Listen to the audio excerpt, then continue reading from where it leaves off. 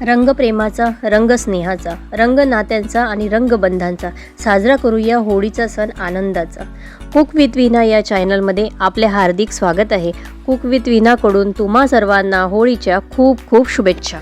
आपल्याला सर्वात आधी थंडाईची प्रिपरेशन करून घ्यायची आहे आणि त्यासाठी आपल्याला हे जे मिश्रण आहे सर्व जे व्हिडिओमध्ये दाखवल्याप्रमाणे हे टाकून घ्यायचं आहे आणि हे 5 तास भिजत घालायचं आहे.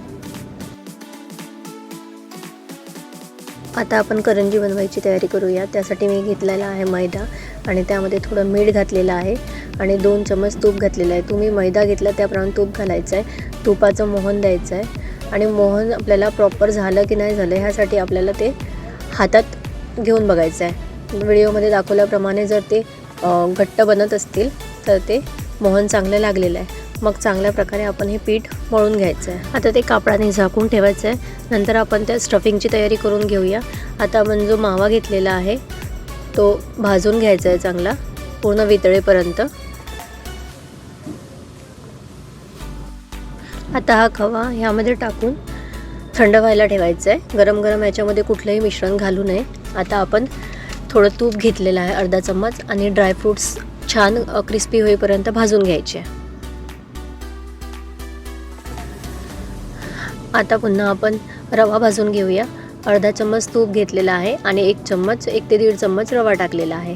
तो पण आपण छान मस्त प्रकारे तांबूस रंग येईपर्यंत भाजून घ्यायचा आहे आणि तो सेपरेट एका प्लेटमध्ये काढून ठेवायचा. आता आपण जो मावा होता तो थंड झालेला आहे. त्यामध्ये आपण आता खोबऱ्याचा कीस घातलेला आहे, भाजलेला रवा घातलेला आहे आणि ड्रायफ्रूट्स घातलेले आहे. थोडी इलायची पूड आणि 2 चम्मच पिठी साखर घेतली. चवीनुसार तुम्ही पिठी साखर घेऊ शकता आणि ते चांगल्या प्रकारे मिक्स करून घ्यायचं आहे.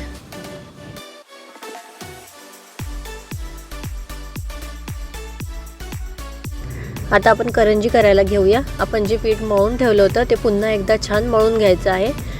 गोळा करून घ्यायचा आहे जेवढा करंजीचा साईज असेल तेवढा. आणि ह्यामध्ये आता हे मी साच्याने बनवत आहे, तुम्ही हाताने पण बनवू शकता. त्यामध्ये ते स्टफिंग आहे जे केलेलं आहे ते लावायचं आहे आणि करंजी तयार करून घ्यायची आहे. आता आपण करंजी तळून घेऊया.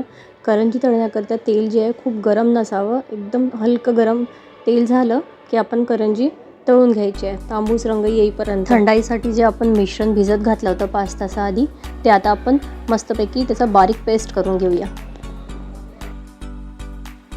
आपलं हे थंडाईचं मिश्रण मस्तपैकी रेडी आहे. हे 1 हप्त्यासाठी तुम्ही फ्रीजमध्ये साठवून ठेवू शकता. आता आपण थंडाई करायला घेऊया. दूध घेऊया. त्यामध्ये चवीप्रमाणे हे थंडाईचं जे मिश्रण केलं होतं ते टाकून घ्यायचं आहे. पिठी साखर टाकून घ्यायची आहे, इलायची पूड टाकून घ्यायची आहे आणि आईस क्यूब टाकून घ्यायचं आहे. चला तर मग आपली थंडाई रेडी आहे. आता आपण पान शॉट बनवून घेऊया. त्यासाठी मी घेतलेले आहे 4 पानं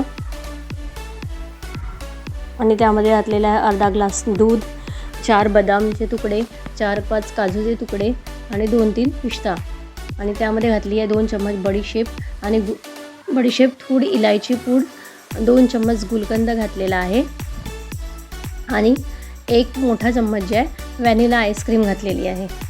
आणि हे जे मिश्रण आहे हे पण आपल्याला बारीक करून घ्यायचं आहे.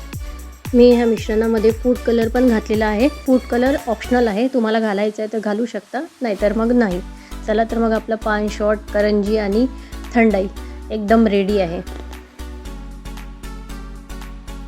अशाच पारंपरिक रेसिपीसाठी माझ्या चॅनलला सबस्क्राईब करा, लाईक करा, जास्तीत जास्त शेअर करा आणि भरभरून प्रेम द्या.